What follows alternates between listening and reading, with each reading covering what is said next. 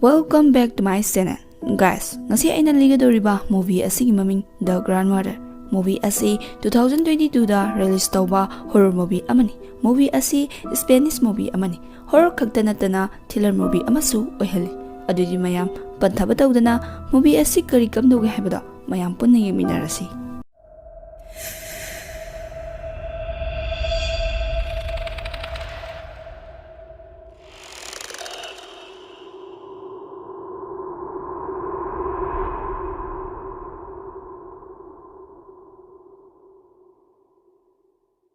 Movie asina harupa matamda yamna nungsuk nungjanaba yengbada isada nungaiba faudaba restaurant amakak ulaklami. Mafam asida pillar kawi nupi ama mi ngaiba dawna famduna lerami. Pillar asi ngakta laitana mana sirakliba gari aduda yenglami. Gari aduna pung 9 sapsana hek tabaga pillar mafam adudagi tholaktuna magi mamanabi Julitagi mayumda laklami. Mana yum aduda sanglakpa matamda magi mamanabi Julita lemai thakta siduna taduna lerami. Julitagi mayadagi mayam amasu thoktuna lerami. Adu yamna ngaklibadi pillar na magi mamanabi adu ubu matamda magi masada angakpa amadi nungaitaba amata poklamde. Masigi matungda pillar na dawar manungde yauriba aikhoi miyoibigi samna koisinduna thamliba nupi macha amagi photo yengningai matam aduda pillar gi nakandagi phi thongdabi nupi amakak thoklaklami. Pillar na nupi adu ubu matamda magi masada yamna harauramki. Pillar na nupi adugi haksang adubu yenglaga pillar gi masada yamna nungaizaba amasu poklami. Angakpana thallaba sel asi matang asida losinkhirami. Matangi sinda yamna naha oiribi Susan Kobi nupi macha amakak ulaklami. Susan gi chahi asi 15 sure. Mase hauji fashion modeler tawri. Mana hojik leiriba mafam asi Paris hairiba lam asidani. Susan asi masana kanna honajudana faunaba honajariba nupi macha amakakni. Adubu magi laibak thibana Susana achawa agency amadagi deal sign tawnaba tawringai matam aduda Susan gi phone da call amakak laglami aduga asumna haraglami nangi nabu adu brain hemorrhage tawre haina pau piraklami masina maram oiraga Susan Paris tagi halaktaba yaramkhide mabok adu yamna kanna nabana maram oiraga mabu yengsinbinaba pung 13 li leitaba yaramde Susan hospital da magi mabokpu unaba laklami Susan gi mabuk asi atay kanasu nate. Movie asi na harukpa matamda aikhoy na ukhiba pillar kaubi ahal oirabi nupi aduni. Pillar asi yum aduda matong khakta laibani. Pillar tusan badagi makokta khara sokhirami. Makhoi gi yumlo nabana matang sana doctor da pukhalamdraba tarbadi siba phawba yai haina doctor na hairlami. Doctor aduna Susan gi mabuk pudi kanbirami. Adubu Susan gi punsina kamdauba. Magi punsi lambi semba hawalakpada ngai Paris ta leitabasu yadabana maram oiraga awabada awaba ma hapami. Susan gi matabu aduda doctor na Susan da old age home gi mafam amakak hairaglami. Ahal oiraba singi thampamni problem amata leiroi mafam asida leibada haina hairaglami. Doctor adana hariba wafam adu Susana yaninglamde. Susan gi wakhanda asumna khalami. Mabu pisak piklingai digi saunaba yokpiraklaga haujikna mabukpu old age home da karamna thamgani haina khalami. Susana piklingai dagi Susan gi mama mapa asi leikidre.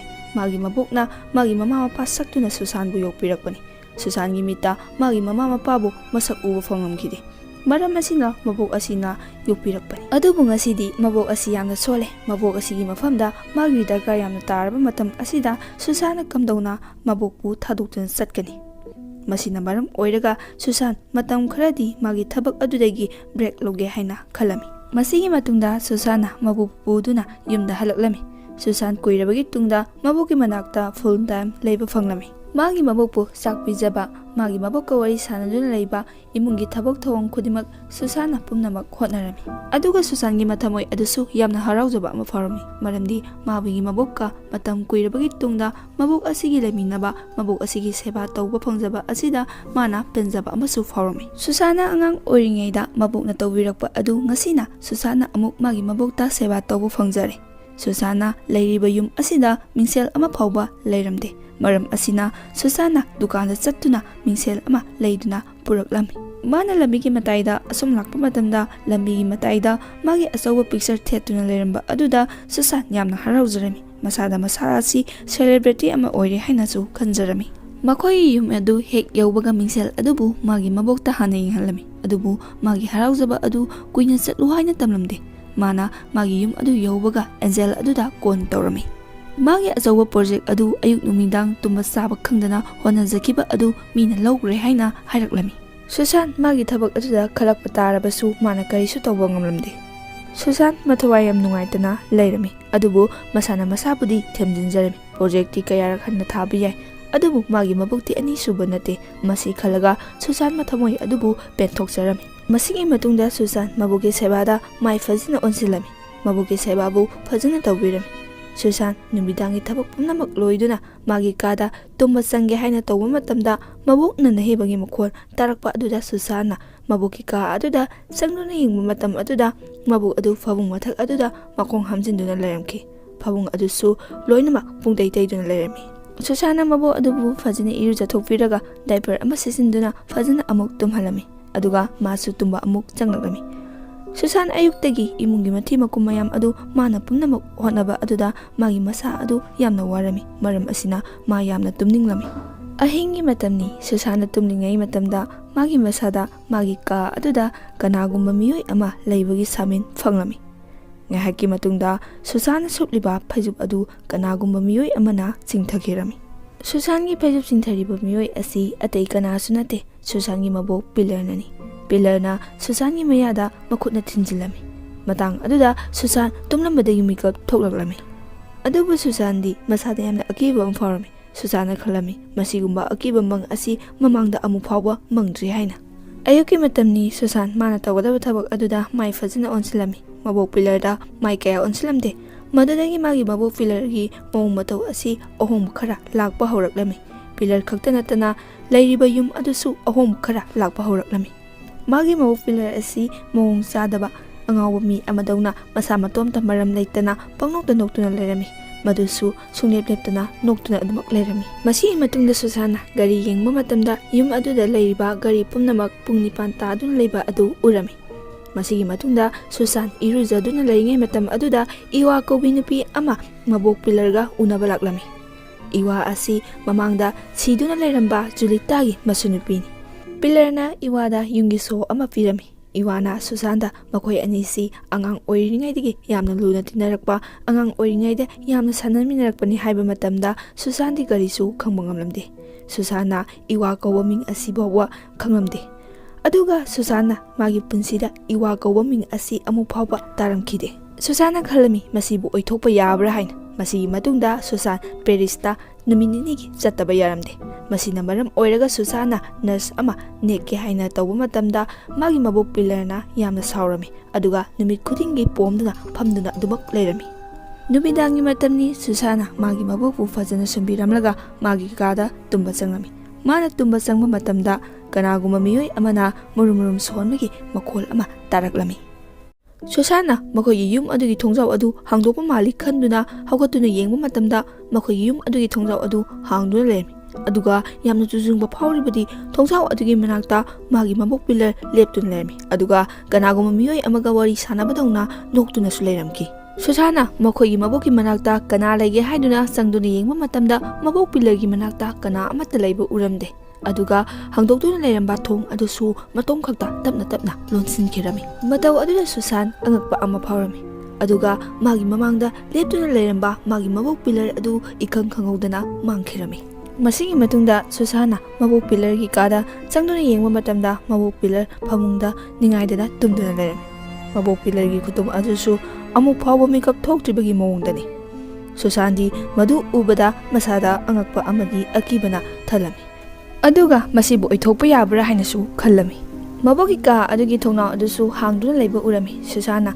ꯊꯣꯡꯅꯥꯎ ꯑꯗꯨꯕꯨ ꯂꯣꯟꯁꯤꯜꯂꯝꯃꯤ꯫ ꯊꯣꯡꯅꯥꯎ ꯑꯗꯨꯅ ꯍꯦꯛ ꯂꯣꯟꯁꯤꯟꯈꯤꯕꯗꯒꯤ pillar ꯇꯨꯝꯂꯝꯕꯗꯒꯤ ꯈꯪꯍꯧꯗꯅ ꯁꯣꯔ ꯐꯨꯟꯕ ꯍꯧꯔꯛꯂꯝꯃꯤ, ꯍꯥꯏꯕꯗꯤ heart attack ꯇꯧꯕꯒꯨꯝꯅ ꯁꯣꯔ ꯑꯗꯨ ꯐꯨ ꯐꯨ ꯀꯥꯝꯕ ꯍꯧꯔꯛꯂꯝꯃꯤ꯫ ꯑꯗꯨꯒ ꯃꯕꯣꯛ ꯑꯗꯨꯒꯤ ꯃꯕꯨꯛꯇ ꯃꯇꯨꯝ ꯑꯃ ꯀꯣꯏꯆꯦꯟ ꯆꯦꯟꯗꯨꯅ ꯂꯩꯕ ꯑꯗꯨ ꯁꯨꯁꯥꯟꯅ ꯎꯔꯝꯃꯤ꯫ ꯃꯗꯨ ꯎꯕꯗ ꯁꯨꯁꯥꯟ ꯑꯀꯤꯕꯅ ꯃꯁꯥ ꯑꯗꯨ ꯀꯔꯤꯅꯣ ꯑꯃ ꯇꯧꯔꯝꯃꯤ꯫ ꯃꯁꯤ ꯐꯅꯃꯛ ꯑꯣꯏꯕ ꯇꯥꯔꯕꯁꯨ ꯁꯨꯁꯥꯟꯅ ꯃꯕꯣꯛ ꯑꯗꯨꯕꯨ ꯀꯣꯟꯗꯨꯅ ꯐꯅꯕ ꯌꯥꯝꯅ ꯀꯟꯅ ꯍꯣꯠꯅꯔꯝꯃꯤ꯫ ꯉꯥꯏꯍꯥꯛ ꯂꯩꯔꯕ ꯃꯇꯨꯡꯗ ꯃꯕꯣꯛ ꯑꯗꯨ ꯅꯣꯔꯃꯦꯜ ꯇꯥꯔꯝꯃꯤ, ꯑꯗꯨꯕꯨ ꯄꯤꯂꯔꯗꯤ ꯏꯁꯤꯈꯩ ꯑꯃꯨꯛ ꯇꯨꯝꯈꯤꯔꯝꯃꯤ꯫ ꯑꯗꯨꯕꯨ ꯁꯨꯁꯥꯟꯗꯤ ꯑꯍꯤꯡ ꯆꯨꯞꯄ ꯊꯣꯛꯈ꯭ꯔꯤꯕ ꯊꯧꯗꯣꯛ ꯑꯗꯨꯅ ꯇꯨꯝꯊꯧ ꯍꯥꯏꯕ ꯌꯥꯔꯝꯗꯦ꯫ ꯁꯨꯁꯥꯟꯅ ꯈꯜꯂꯝꯃꯤ ꯃꯥꯒꯤ ꯃꯕꯣꯛ ꯑꯁꯤ ꯅꯣꯔꯃꯦꯜ ꯇꯥꯗ꯭ꯔꯦ, ꯃꯥꯒꯤ ꯃꯁꯥꯗ ꯀꯔꯤꯅꯣ ꯑꯃ ꯇꯧꯔꯦ ꯍꯥꯏꯅ꯫ ꯑꯌꯨꯛꯀꯤ ꯃꯇꯝꯅꯤ꯫ ꯁꯨꯁꯥꯟꯅ ꯃꯥꯒꯤ ꯗꯥꯏꯔꯤ ꯑꯃꯈꯛ ꯂꯩꯈꯤꯕ ꯑꯗꯨ ꯅꯤꯡꯁꯤꯡꯂꯛꯏ꯫ Mana dari adubu lawthoktuna dari adubu hangdoktuna yenglami. Thaina mamangayda mana ikiba warising adu parubada magi masada angakpa ama phawrami. Maramdi dari aduda iriba warising thokliba thawdoksing adu magi masada tujungba ama phawrami. Mana angang oiringay magi sahi 6 subagi birthday tawa numit asida magi mabokka chap manana tawrami. 22 March ni. Birthday aduda Julita madi iwasu lai haina dari aduda irami. Susana khalami. Iwana nahan hairamba aikhoi ani mamangda tinakre haikiba du chumba tare haina khalami. Angang oiringay matamda Susal amadi Iwa makhoi anigi masam adubu pillar amadi Julita na kaktatlami. Iwa amadi Susanda drink amasu pithaklami. Aduga drink adusu yamna hautaba drink amani. Numitugi numidangda Susan magi mangda yamna akiba mang amasu manglongki. Aduga mang aduda magi mabok pillargi saktam adusu tunganba saktam amagi mami oina urami. Aduna matam aduda Susana mabokpu ubada yamna kiramki. Susana dari asiu parubdagi Susangi masada yamna akiba ama phawrami. Ayuki matamni Susana khalami ngarang numidangdi ma yamna kikre. Adubu kiriba asi karamba matangda kiribanu haibadi khangamde. Masigi numit asida Susangi company gi thabak adusu atopa mi amada sinagre magi oidre haina paula ami. Susangi punsidi tamna tamna mangthaba hawraklami. Masi tarabadagi Susan matha yamna sarami. Haujikti Susan kamdawa tari. Haujikti ma masagi thabaksu tawba ngamde. Aduga numidangsu fazana pothaba ngamde.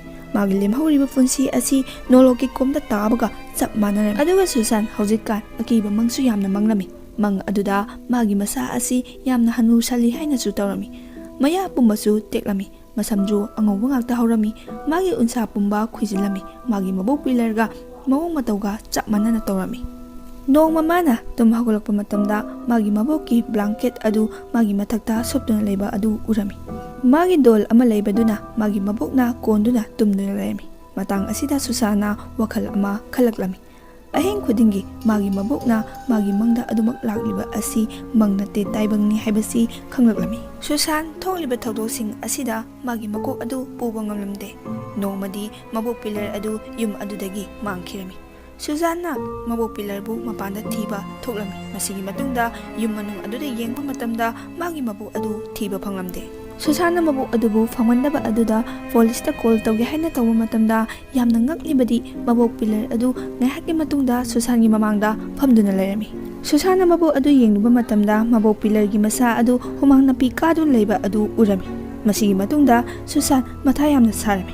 Magi thabak adugi magi boss adu unadaba yade haina su khalami. Aduga Susangi daw yaba haigadra matam aduda Eden Kobi nurse nupi amakak nekpa phanglami. Susana nurse adugi mawong mataw adubu yamna pamjaba haibadu oirami. Susana nurse mayam ama thiraba matungda atay kana amata phangdraba matungda Edel khakta phanglakpani. Susana Eden unaraba matungda Susangi wakal adu khara pothajaba phanglami. Mana khalami mana upaya ama tawduna Paris ta sataba yade haina. Masigi matungda Susana flight book tawrami. Guys, Susana flight book hek tawba loirba matungda yamna kiba thawdok amadi thokadawri.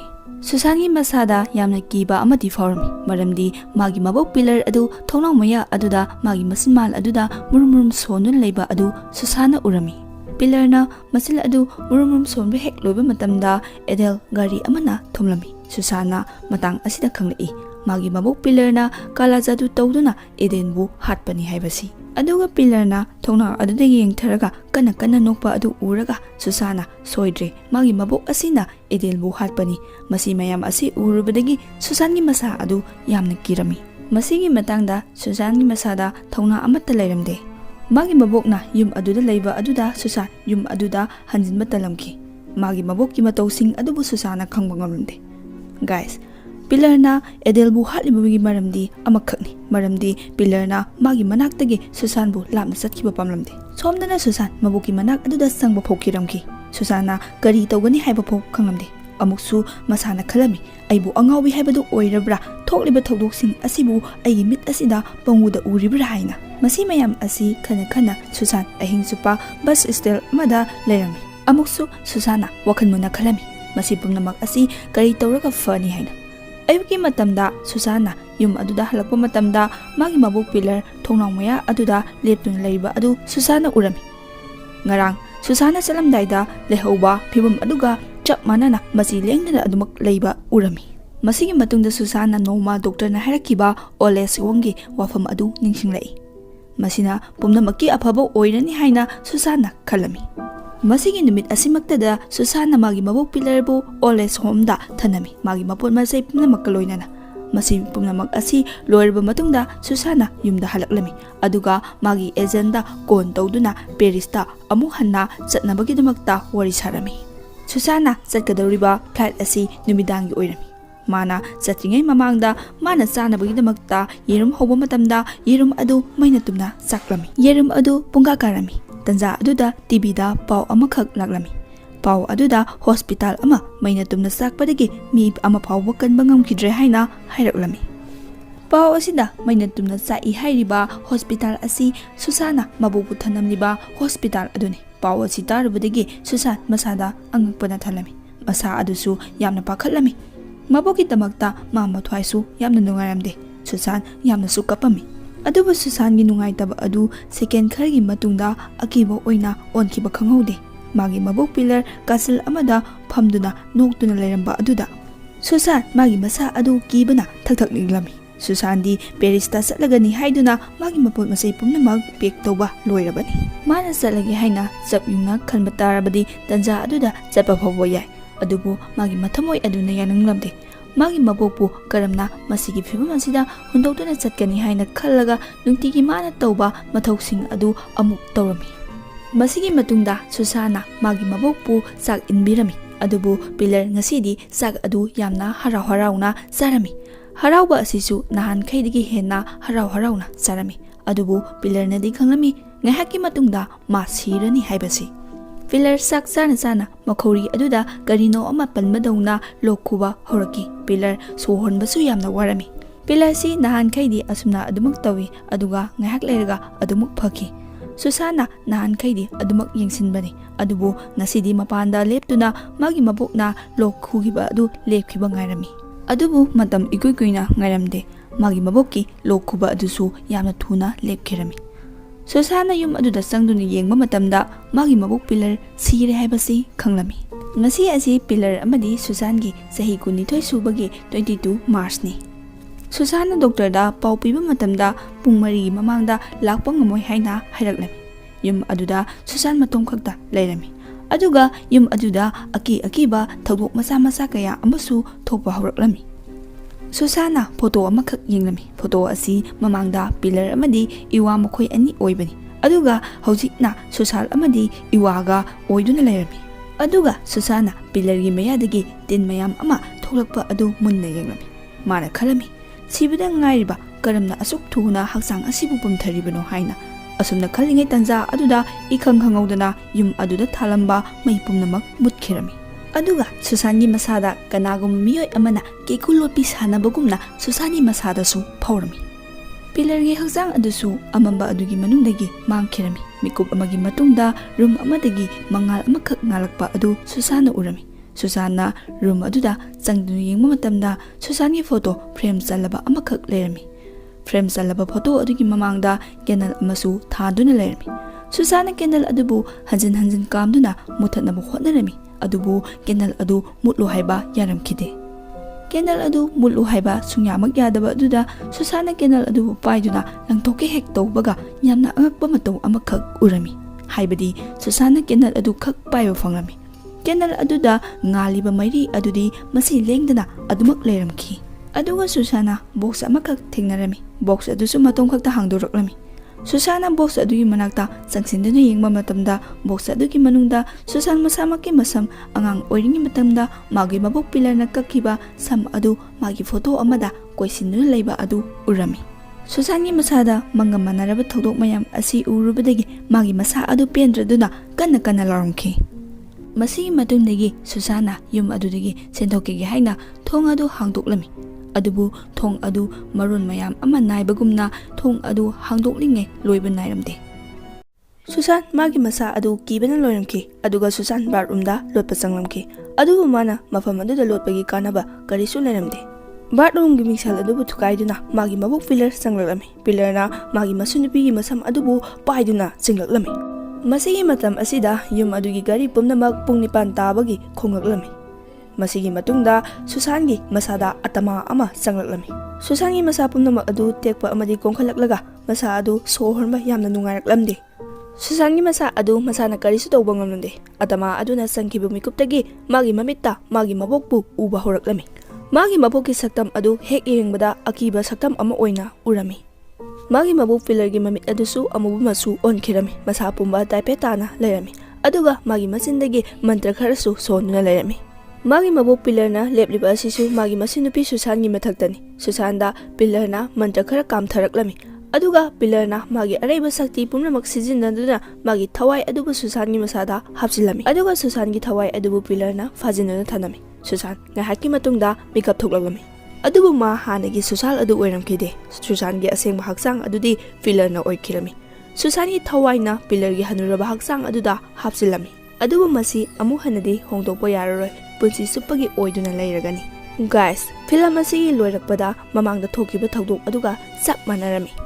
Iwana Susangi manakta laami. Iwana thagat wahi khara Susangi mafamda hairami. Karigisu thagat loi makhoi anina matam kuinadagi masigi numit asibu ngaisarakpani.